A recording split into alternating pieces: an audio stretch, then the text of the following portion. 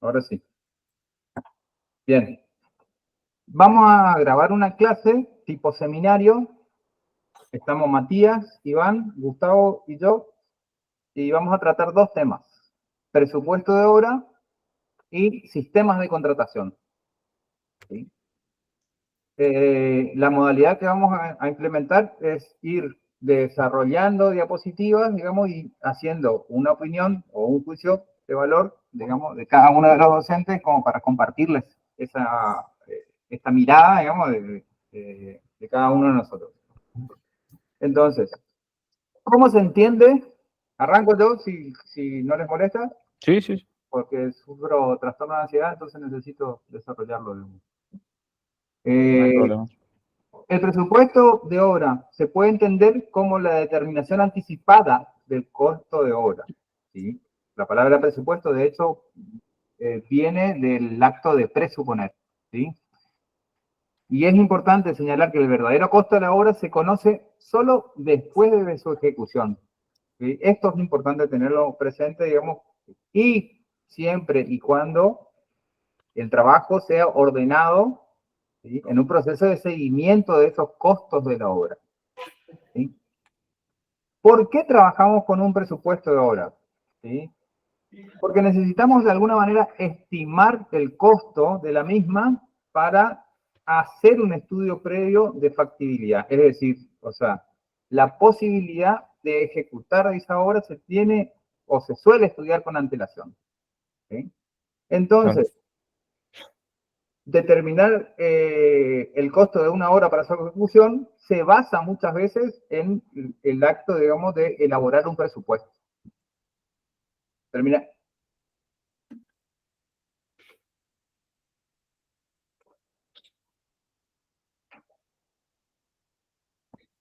Bueno, entonces ese presupuesto nos podría ayudar a nosotros a poder, como decía Javier, ver la factibilidad del proyecto y de última, entre varias opciones, si es que las hay, elegir la que más nos conviene. Básicamente con el presupuesto nosotros vamos a tratar de enmarcar lo que vamos a invertir, ya sea nosotros o el comitente, en rangos de valores, digamos. Al principio, como dijo Javier, no vamos a tener un valor exacto, pero cuanto más detallado y más ordenado sea nuestro presupuesto, más ajustado va a ser a ese monto final, ¿sí? Y va a estar más cerca de esa realidad futura. Entonces, es un mecanismo que nos va a servir para evaluar opciones y, bueno, y también básicamente para que nuestro cliente, en dicho caso, acepte o no la propuesta que se le está planteando.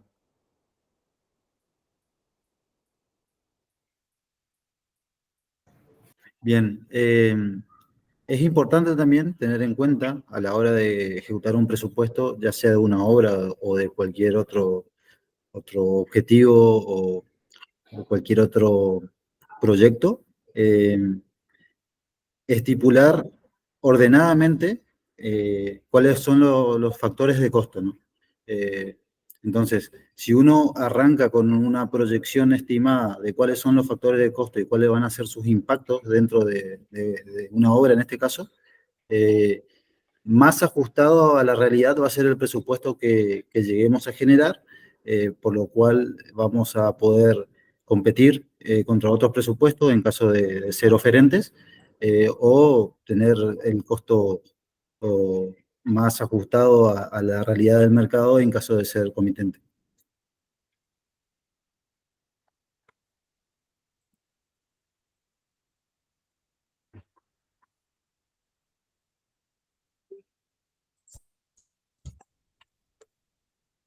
Bien.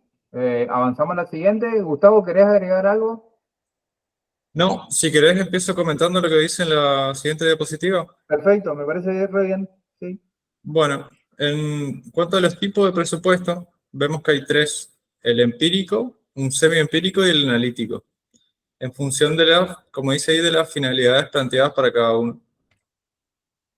Los tres tipos de presupuestos son útiles y cada uno puede ser utilizado en diferentes etapas de la obra. Se refieren, como dice ahí más abajo, a la mayor o menor precisión en la determinación del costo. y una metodología de trabajo diferente en su elaboración. ¿Quieren pasar a la siguiente? Sí, de esto, sí, pasemos a la siguiente. Digamos. Bueno, acá se determina el valor utilizando una unidad de comparación práctica obtenido en base a la experiencia o a la facilidad de conseguir esos datos. Por ejemplo, ¿sí?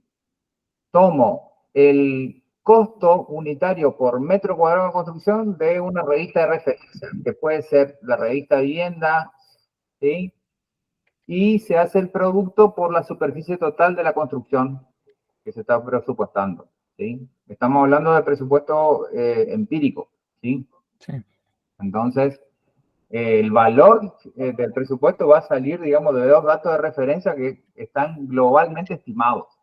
Eso es lo que hay que entender acá, digamos, que, o sea, que el nivel de certeza, tanto de la superficie como del costo unitario, digamos, pueden estar sujetos, en el caso de la superficie, a modificaciones del proyecto ejecutivo, por alguna cuestión que surja, digamos, dentro del desarrollo de la obra. Y en el caso del costo por metro cuadrado, es que justamente las referencias, como por ejemplo la revista Vivienda, digamos, están basadas en un área geográfica, digamos, específica, como es la provincia de Buenos Aires, por ejemplo.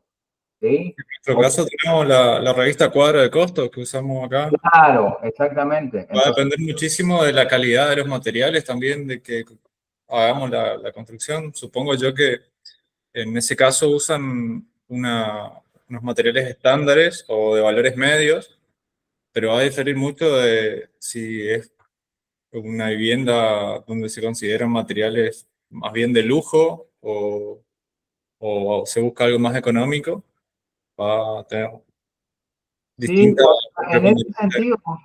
en ese sentido, o sea, los ítems que más se mueven eh, la aguja, por así decirlo, son la carpintería, los artefactos, ¿sí? Y la cubierta de techo, digamos, porque son materiales caros y hay diferencias importantes, por ejemplo, entre elegir una chapa sinusoidal y una chapa trapezoidal, y si es prepintada, digamos, o sea, sale más caro todavía. Claro. No es lo mismo artefacto de la línea Capea, por ejemplo, que es una línea Ferrum o Roca, ¿sí? Pensaba yo en los revestimientos también, los cerámicos o si es un mármol, Porcelanato. porcelanato. Exactamente, exactamente. Ahí tenés diferencias en cuanto al costo del material, pero en el mismo artefacto, por ejemplo, o sea, en estos que te mencionaba, como las aberturas, por ejemplo, en la misma abertura de aluminio vos podés tener diferencias importantes en el precio, digamos, si vos comprás línea Herrero liviana, ¿sí? O comprar una línea Módena, por ejemplo, que viene con dispositivos especiales, digamos. Doble vidrio. Exactamente. ¿Viste? O sea, los costos, digamos, son incidentes. Pero, o sea, hay ítems que son muy sensibles. Entonces, este tipo de presupuesto empírico sirve para un número rápido y global y tiene una tasa de error, digamos, que empieza a ser considerable. ¿Sí? Claro. Por ejemplo, a modo de referencia también, el Colegio de Arquitectos, bueno, ahora ya está más filtrado para matriculados, pero ellos tienen una lista de, por metros cuadrados, también distintos tipos de viviendas. Tienen vivienda de madera, material onerosa, creo que, no, ostentosa no creo que sea. Bueno, de alta calidad de materiales, digamos, y después otras. Y también discriminan hasta, por ejemplo, 150 metros cuadrados, tantas plantas y así. Entonces ahí tienen más opciones, pero estaríamos hablando de lo mismo. Un número rápido para decir, bueno, mira, andaría en torno a esto, básicamente. Te podría llegar a salir esto, hacerte esta casa. Bien, a mí me gustaría agregar también que aparte de la similitud de calidad de materiales, que es relevante en la estimación del presupuesto empírico para distintas obras similares, también es importante tener en cuenta la ubicación de la obra, ¿no? Porque no es lo mismo el costo de mano de obra para una obra de envergadura, si se quiere, dentro del casco urbano de una ciudad, que hacerlo a, no sé, 30 kilómetros dentro del monte, con caminos que no son del todo transitables y que pueden influir las condiciones climáticas incluso en la movilización de la gente, de los materiales. Entonces, ese también es otro factor a tener en cuenta cuando uno decide qué tipo de presupuesto utilizar y si el presupuesto empírico va a ser de utilidad o no. Si tendría que agregarle algún otro factor al presupuesto para poder estimar adecuadamente el costo final de una obra, ¿no? Claro. O sea, ajustarlo un poco más a nuestro contexto. Exacto. Bueno, ahí dice, según el tipo de obra se utilizan distintos tipos de unidades de comparación. Por ejemplo, metros cuadrados de construcción, cúbicos de suelo, kilómetro de construcción de ruta, de kilómetro de construcción de canal. Este tipo de presupuesto se lo utiliza en las etapas previas a la realización del proyecto y en general se utiliza para un estudio de factibilidad de realización de una obra, o sea, decir, bueno, estaríamos más o menos en este universo de precios. Realizar un estudio comparativo entre distintas alternativas. Bien. Es lo que veníamos Es hablando. lo que Sí. venimos conversando, sí, exactamente.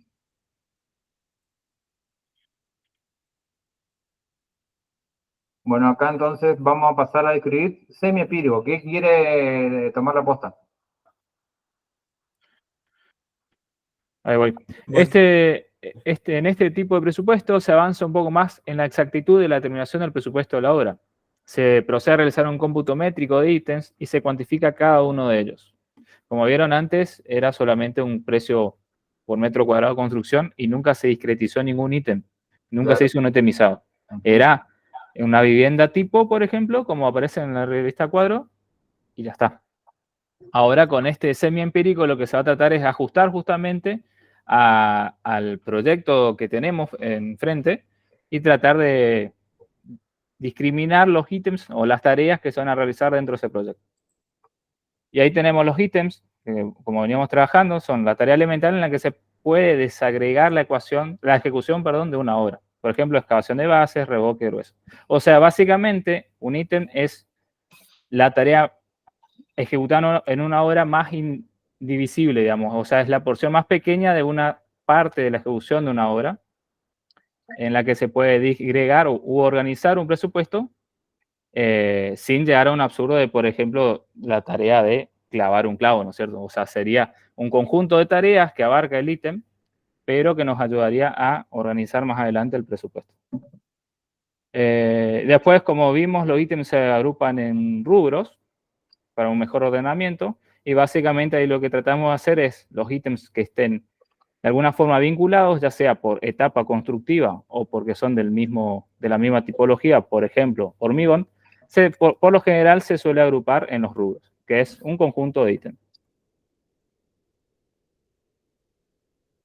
Bueno, después habla del cómputo métrico. Básicamente es la tarea profesional que consiste en un estudio y determinación detallada de los ítems que intervienen en una obra. Es lo que estuvimos viendo. ¿Cuánto tenemos que hacer de cada cosa? ¿Sí? Ahí vieron que dependía del ítem, cambiaba también su unidad. Por ejemplo, tenemos metros cúbicos de excavación, metros lineales de cordón cuneta. Este tipo de presupuesto se utiliza cuando ya se conoce la obra en detalle. Nosotros necesitamos documentación, como ustedes vieron, como también tuvieron problemas en obtener información del proyecto que eligieron, algunos grupos, necesitamos información bastante detallada para poder determinar estos ítems, ¿sí? Y sí, así por ahí, poder... perdón, pensaba que por ahí el primer tipo de presupuesto que vimos, por ahí te sirve como para saber en el rango de qué valores estamos hablando. Si estamos hablando de Exacto, 1 millón, de 10 millones o de 100 millones. exactamente. Sí, Claro. sí, sí, sí. Que igualmente después podemos ver, después cuando analizamos nuestro presupuesto semiempírico y después el analítico, qué tan lejos estamos de ese número y después cuando se ejecuta la obra, dónde estamos realmente. Porque una de esas, por algún motivo, o nos faltó algunos ítems que no vimos, ¿sí? Eso también puede pasar, que hubieron tareas que no las contamos, o materiales que nos olvidamos, o ayudas de gremio, o lo que sea, que hizo que nuestro presupuesto sea menor al real de la obra, ¿sí? Entonces eso también puede pasar.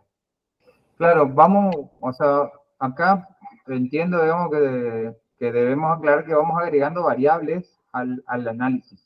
Sí, Entonces, ya entramos a mirar con precisión la parte del cómputo de la obra, ¿sí? Y estamos trabajando, digamos, con precios, digamos, que están discriminados por ítem, por tarea, por rubro, ¿sí? Entonces, o sea, los presupuestos semi-empíricos, digamos, ya entran a definir subtotales por itemizado. Esos itemizados pueden ser de un rubro, tranquilamente puede ser del rubro hormigón armado, por ejemplo, y capaz yo no entro a discriminar, digamos, si el hormigón armado es de losa, vigas y columna, como, o sea, quizás, digamos, ya se haga en un proceso, en el siguiente, que es el presupuesto analítico. En el semi-empírico, digamos, es como un híbrido entre el presupuesto empírico, que es el área construida por el costo unitario estimado. claro. Y el analítico que vamos a explicar, digamos, a continuación. Claro, entonces básicamente llegamos a un número que surge de la suma del cómputo métrico por los costos unitarios de cada ítem. Y ahí obtenemos. Esos ítems tomados de otras obras o publicaciones. Claro, ahí está la diferencia. Nosotros tomamos los ítems de costos unitarios propuestos por otra gente, básicamente, ¿sí? Exacto. Entonces, en el analítico, me imagino que va a ser producto de nuestro análisis de precios ajustado a nuestro contexto y con el análisis de equipo, herramientas, todo lo que nosotros podemos agregar al precio unitario base, digamos. Y ya con un itemizado un poco más detallado, ¿no?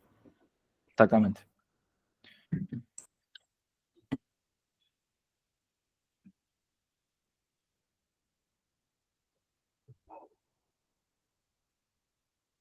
Bien, en lo que sería el presupuesto analítico, vendría a ser el método de presupuestación ya más complejo de los tres que hemos analizado.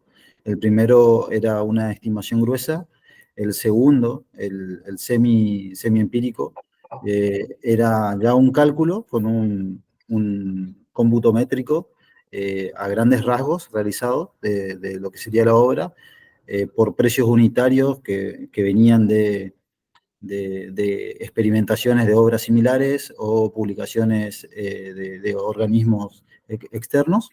Y lo que vendría a ser el presupuesto analítico ya es un presupuesto en el cual los ítems son bastante más desagregados y el costo de cada uno de estos ítems viene del análisis de precios específico de una determinada obra para determinados tipos de materiales, determinadas calidades de materiales, hormigones y movimientos de suelo, ¿no? Que serían los factores por ahí más influyentes dentro de una obra. Claro. Acá empiezan a aparecer los rendimientos de cada material o de cada mano de obra. Y es ahí en donde nosotros, en base a la experiencia que vamos a ir adquiriendo, vamos a poder ir ajustando a nuestra mano de obra en específico y a los materiales que conseguimos también en la ubicación de la obra. Y eso va a hacer que se vaya alejando un poquito el presupuesto analítico de los anteriores. Esa va a ser la mayor diferencia. Claro. También aumenta la precisión, digamos, o sea, e incluso me da la posibilidad de manejar, o sea, este presupuesto analítico, digamos, hay que entenderlo, digamos, como que es eficiente y es conveniente, digamos, cuando tengo obras de gran magnitud, donde voy a tener que manejar seguramente, además del contrato de obra, digamos, cierto subcontrato para tareas específicas y entonces quizás, digamos, ahí me necesito, digamos, tener un control específico, digamos, de cada unidad, de cada centro de costos, para poder establecer cuáles son las decisiones más acertadas para el proyecto, ¿sí? Puede darse el caso en donde, o sea, una obra esté emplazada en un lugar en donde yo no disponga de tecnología adecuada, digamos, para lo que me pide el pliego de especificaciones técnicas, y entonces tengo que traer un equipo externo. Entonces, ahí hay un subcontrato que tengo que analizarlo en forma específica. Para eso, digamos, requiero de, o sea, un desglose adecuado, digamos, de la información en términos de costos. ¿Sí?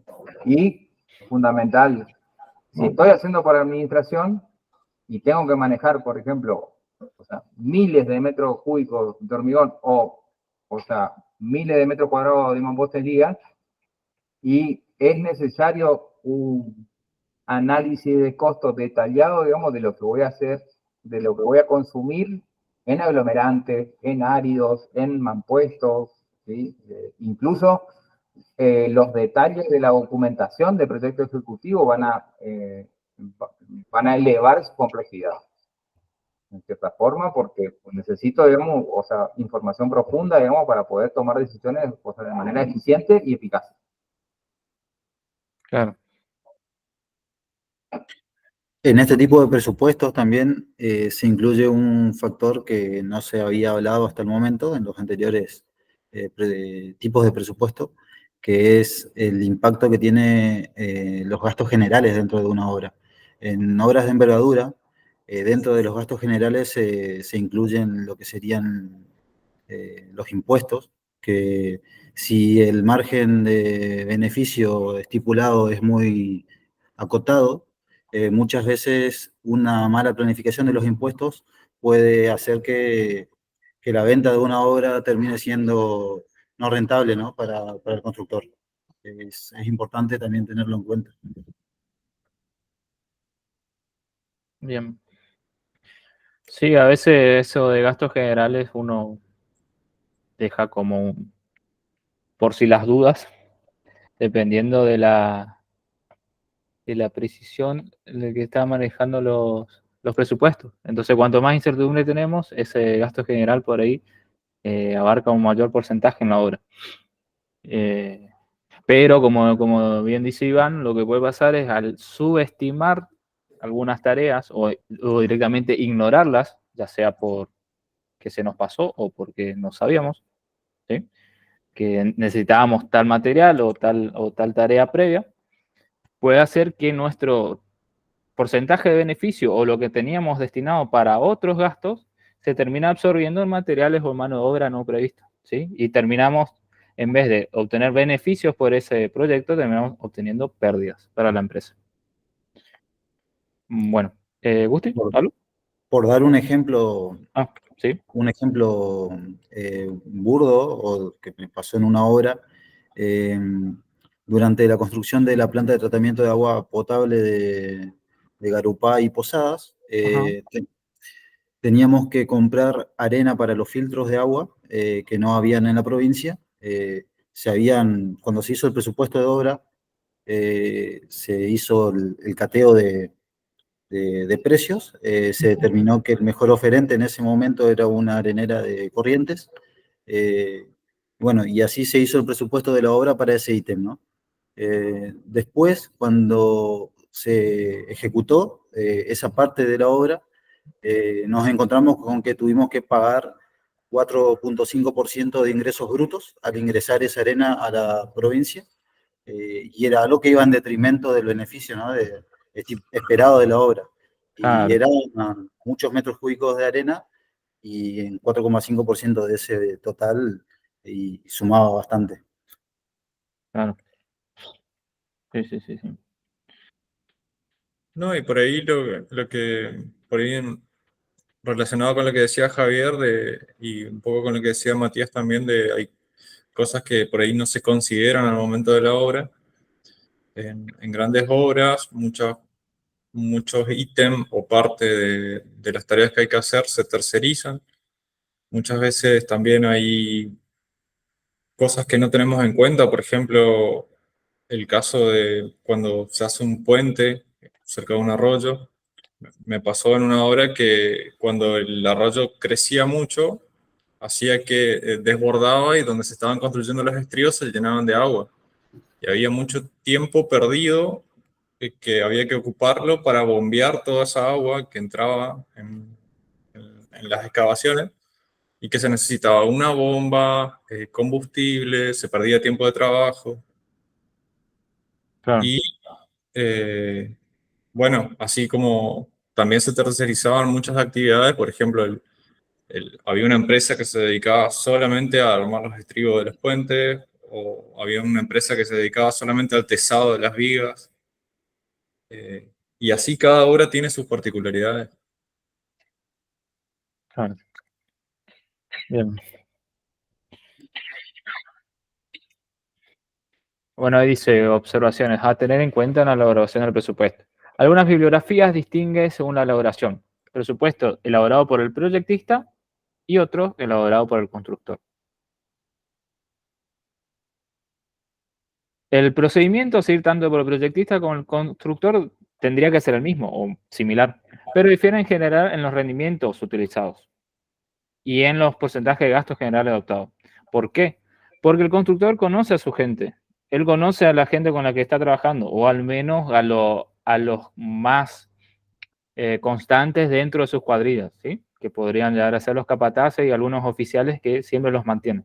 Entonces él, además de que se dedica a construir, tiene un registro de rendimientos, o debería, de ciertos ítems que hace que pueda ajustar mejor sus presupuestos, ¿sí? Entonces nosotros por ahí, si solo nos dedicamos a proyectar, o en los primeros proyectos, mejor dicho, en los primeros proyectos, por ahí nos vamos a basar más en coeficientes de bibliografía, tipo el Chandías, ¿sí? Que en realidad es muy probable que esté inflando o que sea mayor los materiales y mano de obra que lo que realmente necesitamos. O puede que no. Entonces, desde mi punto de vista, creo que esa es la mayor diferencia que le veo a la mirada del proyectista y la del constructor. Básicamente, conocer más en detalle cómo es el proceso constructivo y estar justamente en la obra. Después dice, gastos generales son costos indirectos, no dependen de la cantidad producida de obra, ¿no? Y que impactan en el precio final de la misma. Por ejemplo, iluminación, oficina técnica, movilidad, seguridad, traslado de personal, etc.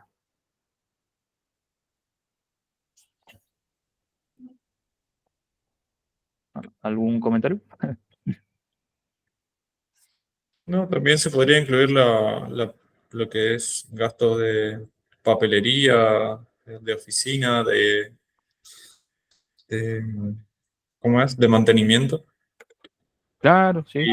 Y en cuanto a lo del constructor, también va a ser cada vez más precisa ese presupuesto, generalmente cuando ese constructor hace obras similares y repetidas donde se pueden ir evaluando esos rendimientos. Exactamente. Eh, Sí. y en cuanto al lado del proyectista, es bastante complicado a veces tener mucha certeza a la hora de definir esos rendimientos, porque como decías vos, te basás en la bibliografía o en algún manual o en lo que te cuentan, digamos, de esos rendimientos y solamente el que hace y con la experiencia de la obra uno puede ir afinando todas esas cuestiones. Claro, obviamente también proyectista puede ser director de obra y él podría ir obteniendo sus rendimientos, pero por ahí quizás sea con distintos tipos con distintos grupos de operarios. Eso también hace que los resultados que tengamos, los números que tengamos, sean muy dispersos, porque no estamos hablando siempre de la misma o del mismo grupo de personas, digamos. Exacto. Entonces, por ahí, si en un ideal, en una empresa constructora, los operarios son casi siempre estables, digamos, o lo más relevante en cuanto a la responsabilidad en cada tarea a ejecutar, por ahí el que hace el presupuesto del lado de la constructora puede afinar mucho mejor esos números, para su beneficio, digamos. Yo quiero aportar algo en respecto a esto, digamos. El tema de los gastos generales, a mí me parece que es interesante repensar la estructura del análisis de costos en 4 bloques. Ok. Que estos bloques sean materiales y mano de obra, que es lo usual, lo convencional en cualquier análisis de precio, digamos, es tener materiales y mano de obra. Pero a la vez incorporar dentro del análisis, en los presupuestos analíticos, dos bloques más que son equipos y herramientas, ¿sí? Y la parte de insumos. Pero no es que yo voy a ocupar los 4 bloques, digamos, dentro del subtotal que va a ir a la elaboración del presupuesto. Yo tengo la posibilidad, ya sé, de alguna manera, digamos, que, por ejemplo, toda la parte de equipos y herramientas la voy a tratar en el mismo contexto, digamos, del análisis de costo de un equipo que hago, digamos. Es decir, análisis de costo horario, ¿tá? Porque es tranquilamente extrapolable, digamos, o sea, los parámetros y los criterios de funcionamiento de ese procedimiento, ¿tá? O sea, lo que va a cambiar, además del costo, entre analizar un rotopercutor y una retroexcavadora, ¿sí? Es el tipo de aditivo, de accesorio, o sea, en el rotopercutor, si es eléctrico, digamos, o sea, se intercambia el combustible, digamos, por la energía eléctrica, pero son todas cosas calculables si uno le da la profundidad adecuada. Entonces, esas cosas, digamos, se pueden parametrizar, digamos, por costo horario, por un lado. Después, la parte de insumos, ¿sí? Tenerla dimensionada de alguna forma o de manera específica en el ítem, ¿sí? Para que después vaya a darme un valor más preciso o menos aproximado, o sea, un valor más certero en la grilla de gastos generales, que los gastos generales, digamos, ya no sean un porcentaje del monto de obra, sino que surgen de un análisis detallado y lo más preciso posible, digamos, que viene del análisis de precio. Entonces, la conexión entre esos ítems, que muchas veces suele ser como, o sea, no encuentro la palabra, pero esotérica sería la palabra, digamos. O sea, cuando voy a analizar gastos generales, ¿sí? Termino colocando, digamos, porcentajes, digamos, que pueden variar entre el 20 y el 30%. Y cuando estoy manejando obras de 1 millón de pesos es una cosa, pero cuando estoy manejando obras de 100 millones es otra cosa, ¿no? No es lo mismo 20% que 30%. Claro. Sí, en alguna parte, perdón, Agustín, en alguna parte decía, no me acuerdo dónde leí, pero decía que ajustar el porcentaje de gastos generales quiere decir que nosotros tenemos un mejor control de los costos que tiene construir, ¿sí? Entonces, reducir ese porcentaje, bajar del 30 al 20 o incluso menos, no, estaría aumentando de alguna manera por un lado la precisión de nuestro análisis, porque tendría que ser más preciso, así tenemos menos incertidumbre, porque básicamente los gastos generales son incertidumbre que nosotros no analizamos. Decimos, esto puede ser tal cosa. Estos gastos extra, por ejemplo, nosotros no vamos a decir, wow, necesitamos 30 planos para la obra. No, eso entra en gastos generales. La documentación gráfica ahora, los impresos, ¿no? Estoy hablando. Entonces, porque es muy difícil de computar, digamos. Entonces, para eso están los gastos generales. Pero si nosotros podemos organizar nuestro presupuesto de la manera más detallada y ordenada posible, ese porcentaje lo podemos bajar. Y eso sería bien visto por nuestro comitente, porque se estaría dando cuenta de que estamos haciendo un trabajo más en profundidad para darle un mejor precio, un mejor producto, básicamente. Exactamente. Una cosa más. La precisión con que vos trabajes en un presupuesto analítico, digamos, tiene un parásito que es el equipo de trabajo. O sea, si el equipo de trabajo no entiende, digamos, la importancia, digamos, de seguir al pie de la letra el libreto de la obra, que es el proyecto ejecutivo y las especificaciones técnicas, estamos perdidos, ¿sí? La obra, digamos, está condenada, digamos, a fracasar en términos de costos y en términos de eficiencia y eficacia. Y eso pasa mucho cuando hay una desconexión entre la oficina técnica, digamos, y el frente de obra.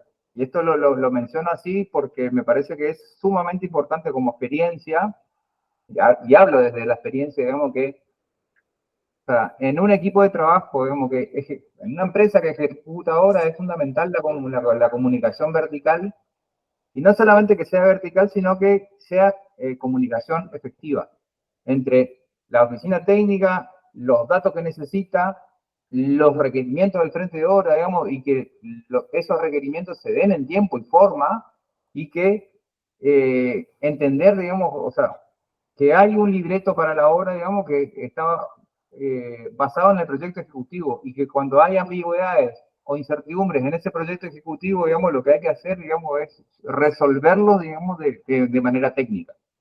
Claro.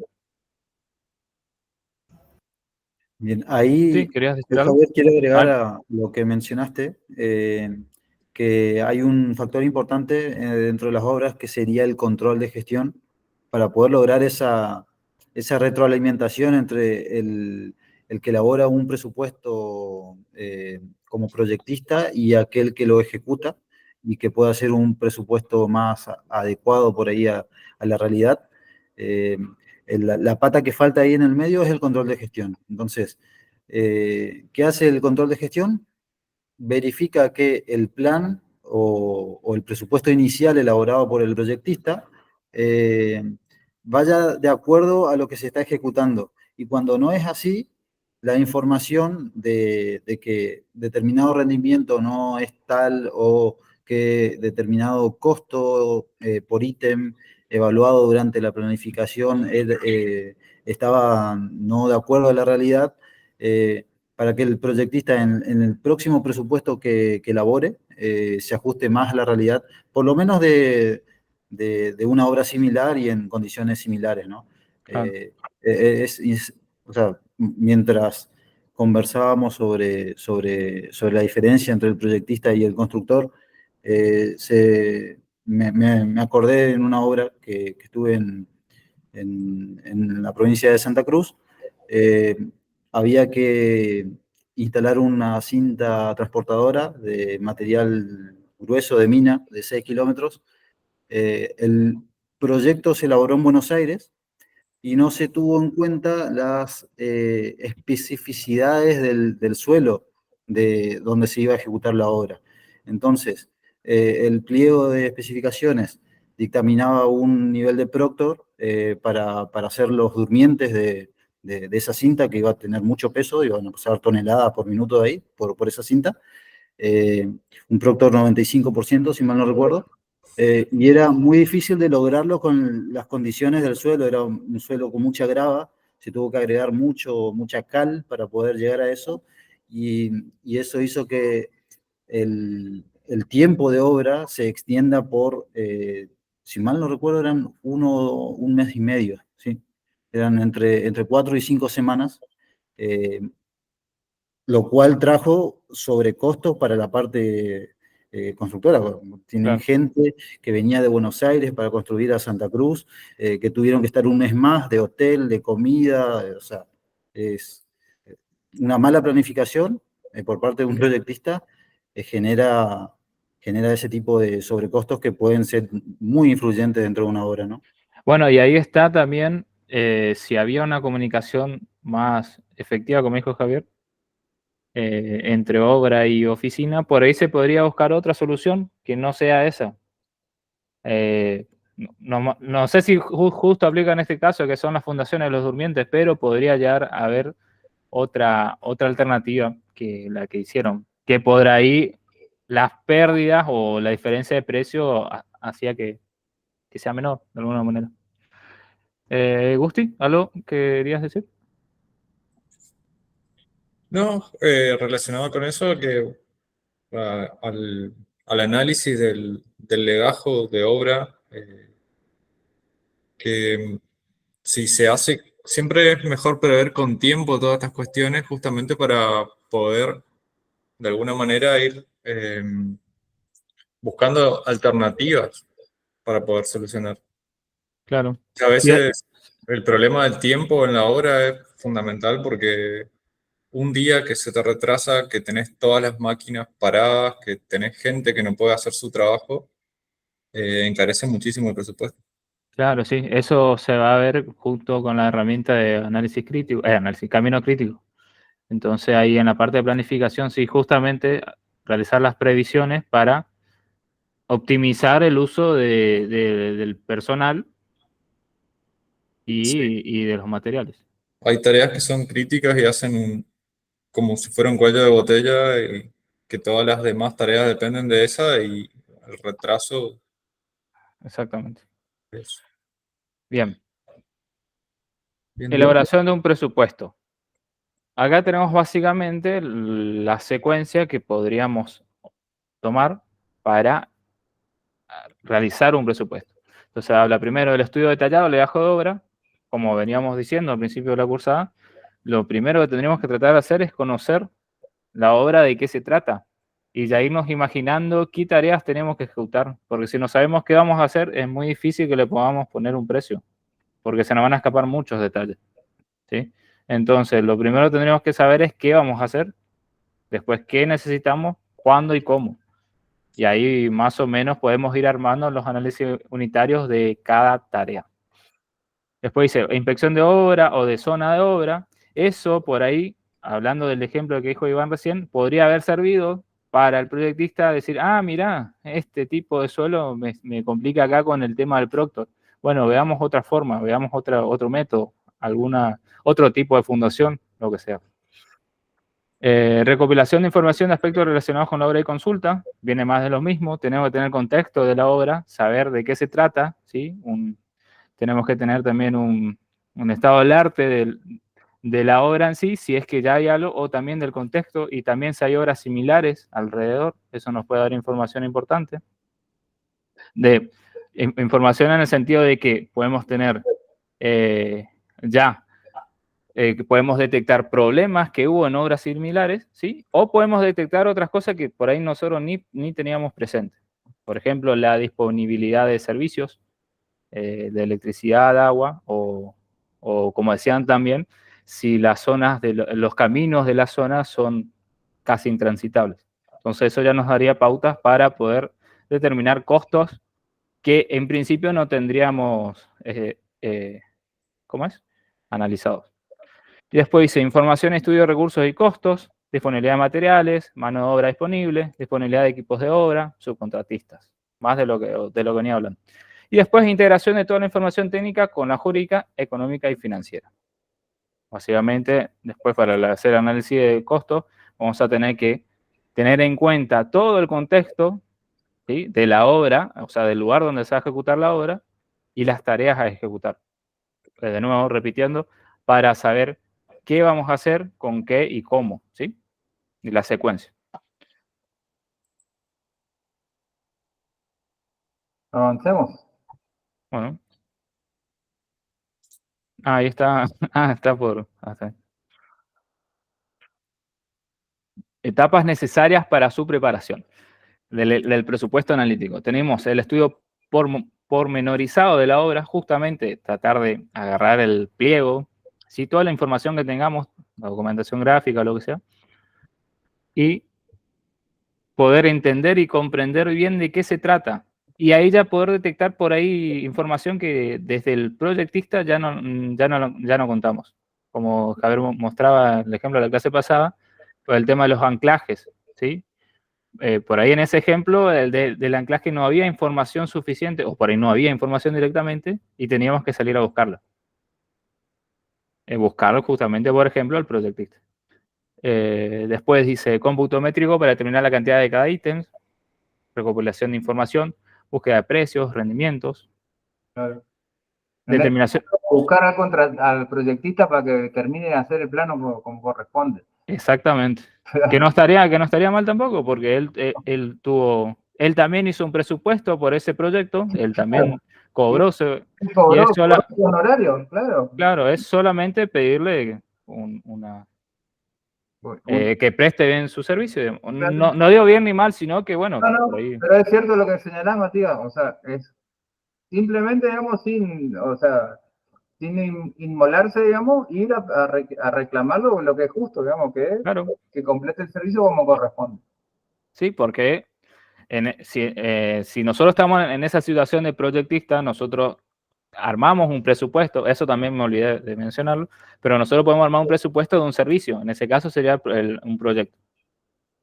A veces nos van a pedir, les va a pasar a todos, que viene un cliente y te dice, ¿cuánto me sale el proyecto de esta cosa, de esta casa, de este edificio, lo que sea? Sí. Entonces uno trata de determinar de alguna manera el presupuesto, ¿sí? Y bueno, y en base a eso después uno tiene que entregar un producto, ¿sí? Ese producto, en este caso, el proyecto sería el pliego, toda la documentación gráfica, ¿sí? A veces también ya te piden también análisis de precios. Depende de qué llegues a acordar con tu cliente. Pero bueno, si justamente falta información, uno tiene que ir a la fuente, ¿sí? Primero, agotar todas las fuentes que tengamos y después de última, no hay una fuente directa, basarnos en nuestro criterio y en la experiencia para poder determinar alguna solución. Porque al final tenemos que construir la obra, digamos. O sea, no podemos parar por un detalle. ¿Dónde quedé? 6. Está. Bueno, determinación del costo directo de obra como sumatoria de cantidad de ítems por precio unitario. Eso era lo que estuvimos haciendo en estas últimas clases. Teníamos nuestro costo unitario, multiplicamos por la cantidad que se fue computando y ahí obtenemos nuestro costo directo. Y ahí entra lo que es estudio de gastos generales de la obra, de la empresa y determinación del porcentaje de incidencia sobre el costo directo. Era más o menos lo que veníamos hablando hace un ratito, que si nosotros afinamos nuestro análisis, nuestro presupuesto analítico, ese porcentaje por ahí podemos llegar a disminuirlo. ¿Gusti? La fijación del beneficio pretendido, evaluando la situación del mercado, la política empresarial, ahí está también en cuánto se pretende ganar en la empresa. Y después, por último, viene la sumatoria de esos dos costos directos, costos indirectos y el beneficio para determinar ya un precio total de lo que vamos a tener. Sí. Yo quiero hacer una aclaración que ya la hice en aula, digamos, me parece muy importante, digamos, porque esto suma al fortalecimiento del profesional. El beneficio, digamos, o sea, que se establece en el presupuesto es beneficio de la empresa, ¿sí? Porque muchas veces cuando tenemos una empresa unipersonal confundimos, digamos, ese beneficio con el beneficio propio, digamos, del profesional, y el honorario del profesional ya tiene que ser parte, digamos, del presupuesto, está en otro lado, ¿sí? Claro. Ese 10%, 15%, 5% que se define como beneficio de la empresa, digamos, es el porcentaje de beneficio que le va a servir a la empresa para crecer, para equiparse, para acceder a nuevas licitaciones, comprar pliegos más caros, digamos, para poder licitar obras más, de mayor importancia, ¿sí? O sea, es beneficio de la empresa, entendiendo a la empresa, digamos, como una figura, digamos, o sea, que tiene objetivos. Sí, no son los honorarios profesionales. Exactamente, no son los honorarios profesionales. Muchas veces se confunde eso, digamos, y nosotros terminamos, o sea, se termina, digamos, o sea, Mezclando todo. mezclando, elevando presupuestos, digamos, que no son rentables. O sea, hay un montón de cosas que pueden salir mal, digamos, si uno no tiene presente, digamos, esta cuestión puntual. Si vamos al caso, por ejemplo, algo así medio catastrófico, que le erramos al presupuesto y consumimos el porcentaje de gastos generales en materiales, supongamos, ¿sí? Y el beneficio también en materiales. Si nosotros no tuvimos presente apartar nuestros honorarios aparte del beneficio de la empresa, directamente vamos sin nada. Es como que para esa obra, para la empresa, fue un 0 o negativo, digamos, si terminamos perdiendo plata, y además, encima, nosotros como profesionales también nos vemos afectados, además de la empresa, ¿no? Sí, sí. Yo conozco el caso de un amigo, algo así, y tuvo que vender terreno, tuvo que vender auto y puede pasar, sí. Y la pasó muy mal. O sea, Sí, sí. bajo su responsabilidad, porque cada uno es responsable, digamos, de las cosas Claro. de las decisiones que toma. Digamos, eso. Pero bueno, Exactamente. Me parecía interesante la aclaración. No, está bien.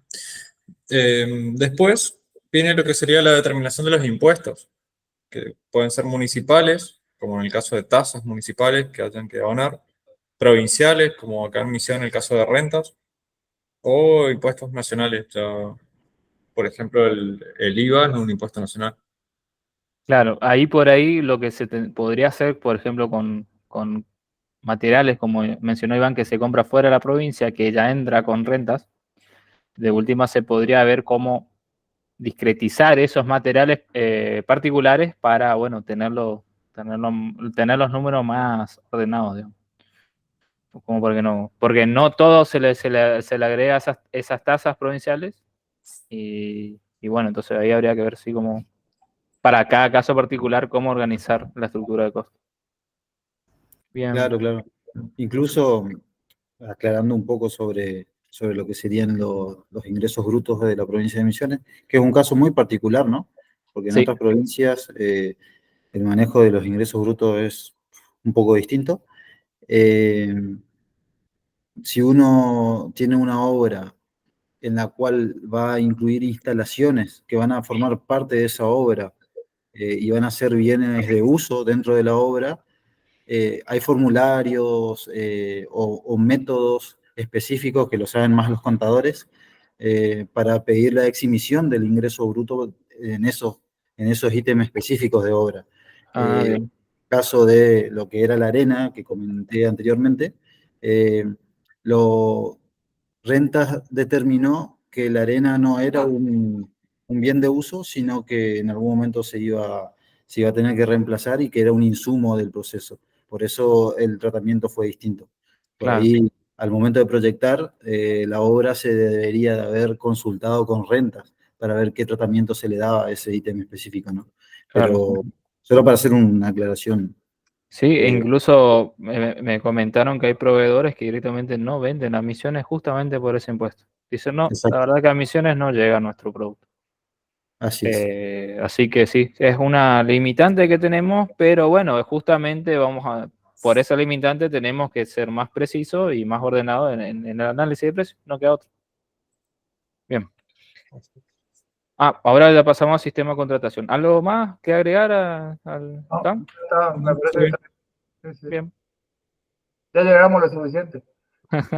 Como sistemas de contratación, una vez que ya tenemos el presupuesto determinado de alguna manera, un monto total para esa obra, tenemos que ver cómo el comitente va a contratar el servicio, ¿sí?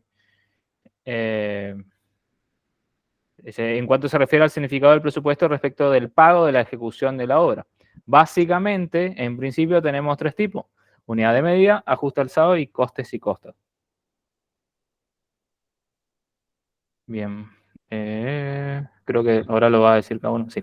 Sí, ahora viene la descripción de cada uno. Unidad de medida.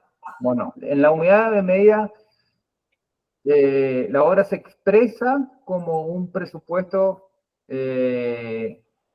basado en el precio de cada ítem. Es decir, vos fijás las cantidades que se prevén ejecutar y estas responden a un cómputo métrico para poder establecer el monto aproximado de la inversión de la obra. ¿Ah? Entonces, puede funcionar en obras, digamos, o sea, de larga distancia, qué sé yo, pavimento, redes de saneamiento, redes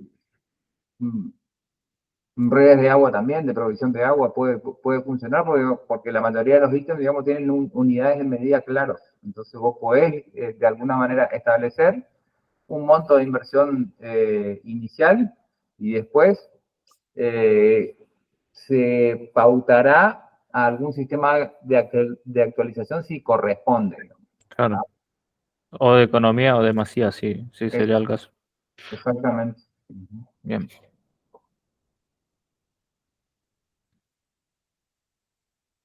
En el contrato por el sistema de unidad de medida, lo usual es indicar en un formulario el número de orden de ítems, la designación del ítem. Estos serían las columnas de las tablas que estuvimos viendo en las clases, ¿sí? Vieron que primero poníamos el numerito del ítem, la designación. unidad de medida, después la cantidad de la unidad de medida que se prevé ejecutar, precio unitario del ítem según el presupuesto, según nuestro análisis, el costo de cada ítem que se va a obtener como el producto de la cantidad o lo computado de ese ítem por el precio unitario, y después obviamente tenemos la suma total de costo de todos los ítems que considera o que compone el presupuesto, ¿sí? En general se utiliza el precio del ítem ya impactado por los porcentajes de gastos generales y beneficio de obra. Entonces, fíjense que acá lo que hacen es, en los precios unitarios, ponen porcentaje de gastos generales y beneficio de obra en cada precio unitario. Entonces, después cuando multiplicas por la cantidad del ítem a ejecutar, ya se obtiene directamente el presupuesto.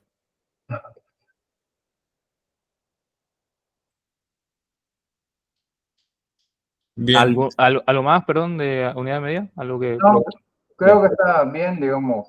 No sé si... no, creo que avanzamos al siguiente. Dale.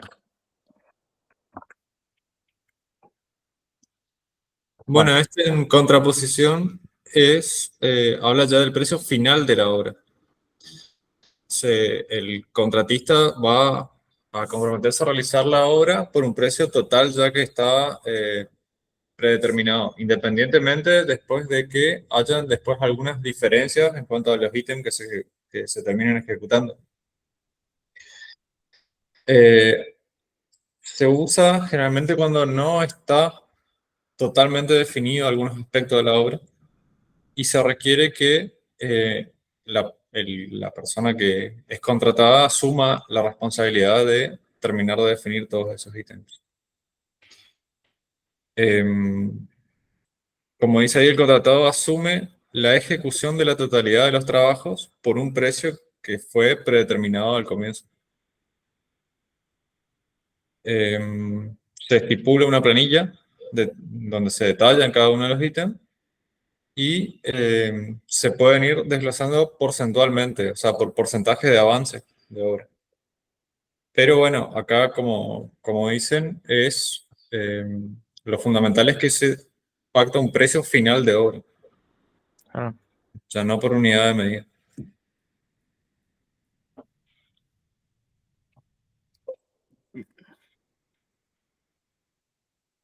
Sí, supongo que se entiende la diferencia, ¿no es cierto? Nosotros podemos decir, bueno, el metro cuadrado te va a salir tanto, por ejemplo, y en este le decimos, la casa de 100 metros cuadrados sale tanto. Esa es la diferencia.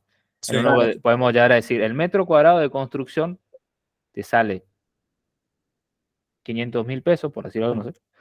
Pero en el otro te decimos, no, mira, la casa construida te sale 50 millones.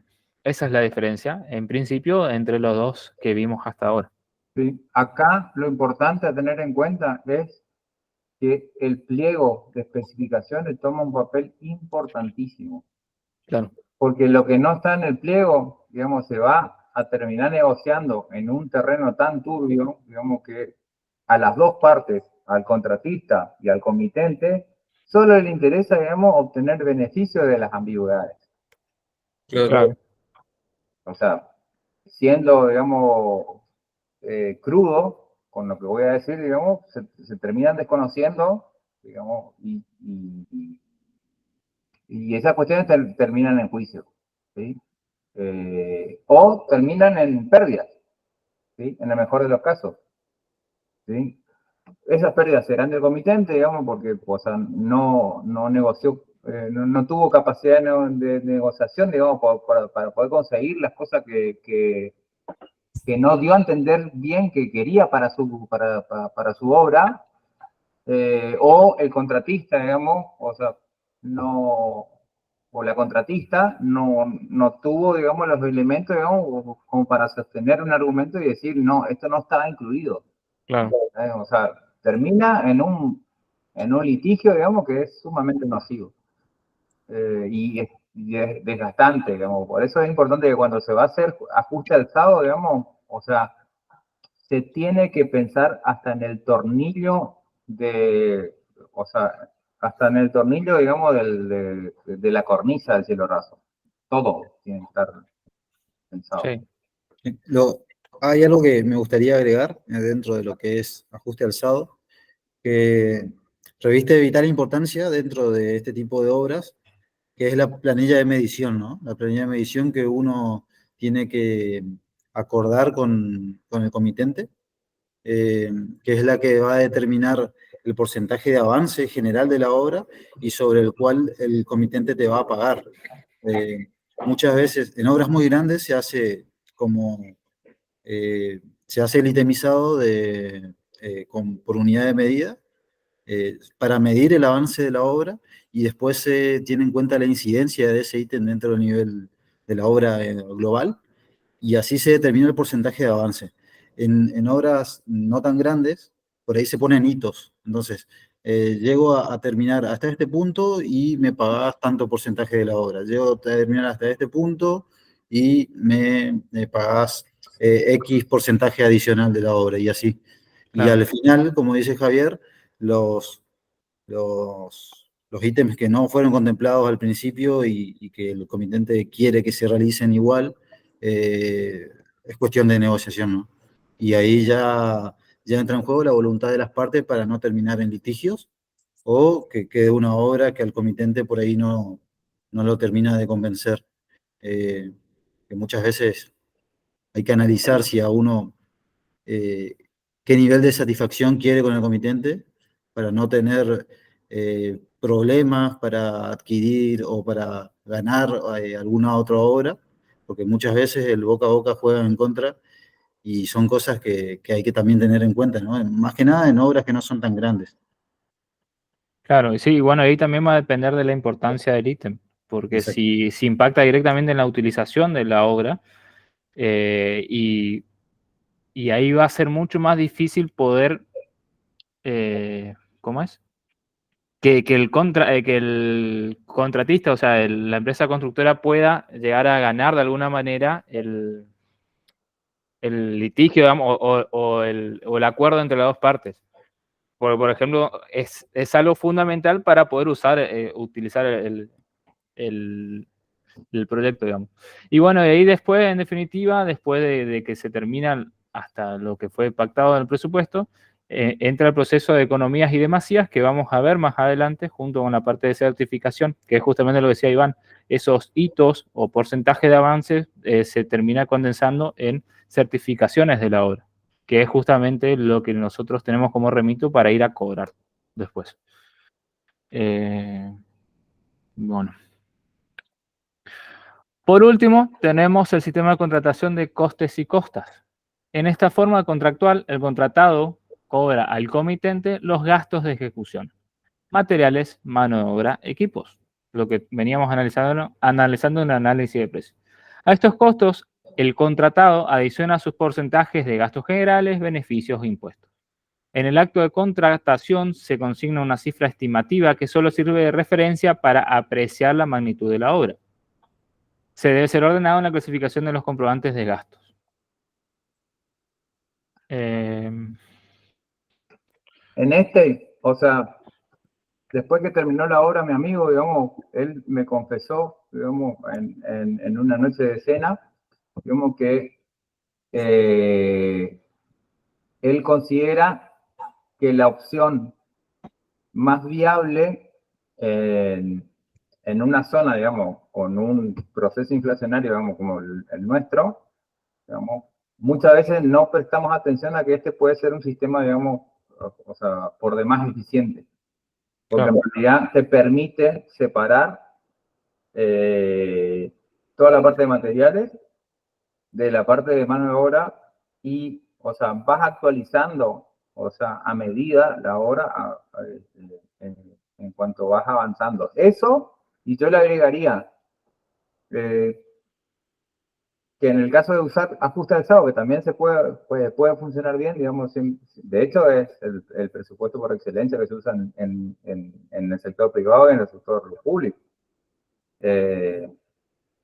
Digamos, yo quiero agregarle una mirada, digamos, de comitente, por ejemplo, y una mirada de contratista.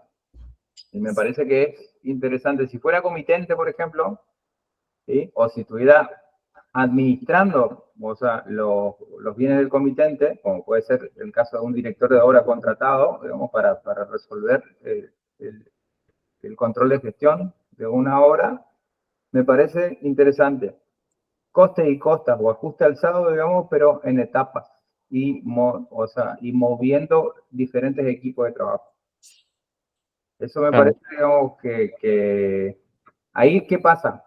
O sea, requiere, digamos, que vos tengas conocimiento pleno, digamos, del alcance y las posibilidades de estos equipos de trabajo. No podés, o sea, llamar a trabajar a cualquier equipo. De hecho, o sea, ya sabemos que no funciona, digamos. O sea, que salen cosas mal, digamos, cuando se optan por opciones, digamos, improvisadas, digamos, en favor, digamos, del menor costo. No sé si se entiende. Sí, sí, sí. Entonces, digamos, o sea, elegimos, digamos, la opción más económica, digamos, pero terminamos, o sea, en un nivel de improvisación, digamos, que es nocivo para la obra. Claro. Sí, sería como un híbrido entre costa y costa y ajuste alzado. Tal cual, exactamente. Y aparte, o sea, manejar esto, digamos, o sea, abrir el juego, digamos, a tener diferentes subcontratos. Digamos, esto si estoy, o sea, operando como un director, digamos, que está contratado por el comitente. Ujú. Como contratista, ¿sí? También, o sea, tengo dos opciones. O mi empresa, digamos, o sea, tiene divisiones claras, digamos, y entrenadas, digamos, para cada una de las obras, digamos, que yo quiero encarar, ¿sí? Porque eso pasa también ante la necesidad, digamos, de crecer, ¿sí? Nos aventuramos a cualquier tipo de emprendimiento y muchas veces eso es nocivo también, porque, o sea, ejecutar una obra requiere preparación, equipamiento, necesitas gente preparada, necesitas equipos y necesitas recursos financieros, porque, o sea, hacer una obra, digamos, de manera registrada, digamos, o sea, requiere de un monto inicial de inversión. ¿Sí? Claro. Sí, y una buena planificación y prever un montón de cosas que por ahí, si no tenés la experiencia suficiente y vas cambiando una obra muy distinta a lo que estás acostumbrado a hacer, puede terminar siendo perjudicial. Exactamente. Uh-huh. Ni Bueno, hablar de no cumplimentar medidas de seguridad, que eso también es una También. cosa que entra. claro, sí, sí, sí. Bueno, ahí en cuanto a eso hay que ver cómo está planeado dentro de la empresa, ¿no?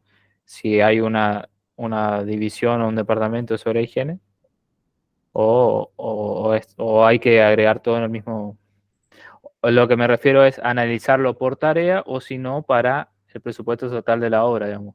Ahí dividís por plazo y vas haciendo un presupuesto aparte de equipamiento de protección personal. Por ejemplo, se me ocurre ahora, no sé. Tal cual. Podría ser. Podría ser. Sí, tal cual. Bueno, este es la última filmina. No sé si hay algo Bueno, más para agregar. creo que no. Por ahora, ¿cómo es? Síganos para más consejos.